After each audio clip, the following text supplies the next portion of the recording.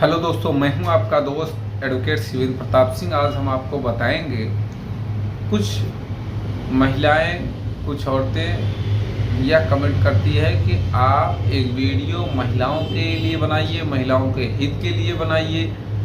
पहली बात तो उन्हें मैं बताना चाहूँगा कि कोई भी ऐसा वीडियो या किसी वीडियो का ये मकसद, ये पर्पज नहीं होता है कि यह वीडियो औरतों के खिलाफ बनाया जा रहा है या सिर्फ और सिर्फ पुरुषों के हित के लिए बनाया जाता है। ऐसा बिल्कुल नहीं है। अगर आपका कहना है कि भाई महिलाओं के लिए, तो कई ऐसे वीडियोज़ हैं जो महिलाओं के हित के लिए हैं। वास्तविकता तो यह है कि मैं अक्सर कहता भी हूँ कि अगर किसी भी महिला के साथ कोई अपराध हुआ हो, कोई भी अपराध हो, जरूरी नहीं 376 जैसी घटना हुई हो, कोई भी अपराध हुआ हो, तो मैं तो ये कहूँगा कि उस आरोपी को जितना कड़ी से कड़ी सज़ा मिले वो कम है।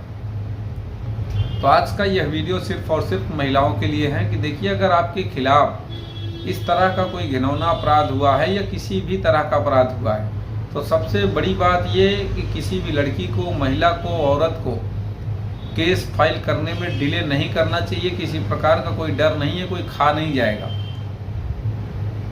कि कोई खा जाएगा। आपके साथ कोई 24 घंटा नहीं है आपका विरोधी कि जो है आपको डरा रहा है, आप डर रही हो।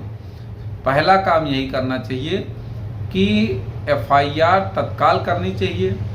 दूसरी बात ये कि देखिए, एफआईआर तत्काल करने से सबूत नहीं मिटते हैं, एविडेंस अपने आप मिल जाएगा। और डिले एफआईआर करने से एविडेंसों में अभाव हो जाता है, सबूतों का अभाव हो जाता है, जिसमें केस में आपको राहत नहीं मिलती है। आपके साथ भले ही अपराध हुआ है, तो डिले एफआईआर बिल्कुल ना करें, पहला काम।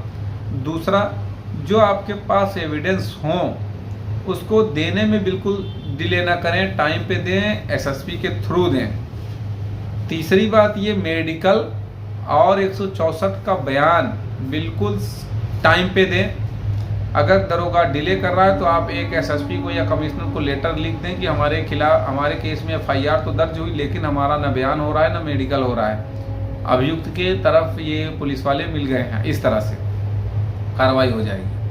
चौथी बात ये कि अगर आपके साथ अपराध हुआ है तो किसी के बहकावे में, किसी लालच में आकर 164 का बयान उसके फेवर में मत दें। कुछ लोग कहती हैं कि हमसे शादी करने की बात कही, उसके परिवार वालों ने गिड़गिड़ाया, रोया, या ये बात थी, इसलिए हमने उसके पक्ष में बयान दे दिया। अब भाई, पक्ष में बयान दे दिया तो इसका खामियाजा कौन भोगेगा? अब इसका लाभ जो है अगर अभियुक्त को मिला तो उसमें आप हमें गाली दो कि आप उसके पक्ष में वीडियो बनाते हैं, ऐसा नहीं है। भाई, गलती आप करो, भुगतेगा कोई और। गलती आप करेंगे तो गलती का खामियाजा आपको ही भुगतना पड़ेगा।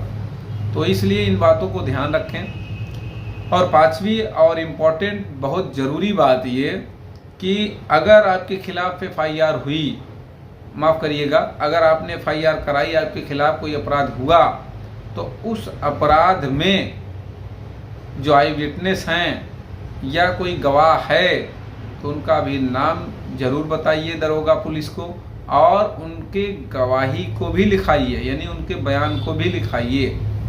छठवीं बात ये, आपके साथ जो अपराध जिसने किया, जहां किया, जिस समय किया, दिन, तारीख, समय, स्थान और किसकी उपस्थिति में, और या फिर उसके क्या एविडेंस हो सकते हैं, बाकायदा सारी चीज़ों को जरूर लिखाइए, बताइए। क्योंकि देखिए, एफआईआर से ही कहानी शुरू होती है।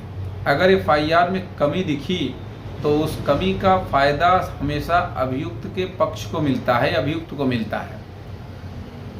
और एक बात, अगर गिरफ्तारी नहीं हो रही, आपने 1 हफ्ता देखा, 2 हफ्ता, 3 हफ्ता, 4 दिन, 1 महीना, 2 महीना, कोई गिरफ्तारी नहीं हुई है, ना कोई स्टे मिला है, तो ऐसी स्थिति में पीड़िता को ये चाहिए कि उच्च अधिकारियों से मिले और अपने थाने, संबंधित थाने के पुलिस को टाइट कराए कि ये लापरवाही क्यों कर रहे हैं। इसका मतलब अभियुक्त तरफ से ये पैसा खा लिए, अभियुक्त के फेवर में काम कर रहे हैं, अभियुक्त को उचित लाभ मिल जाए, उसके बाद ये शांति होकर बैठ जाए, इसीलिए ये कुछ नहीं कर रहे हैं अभी।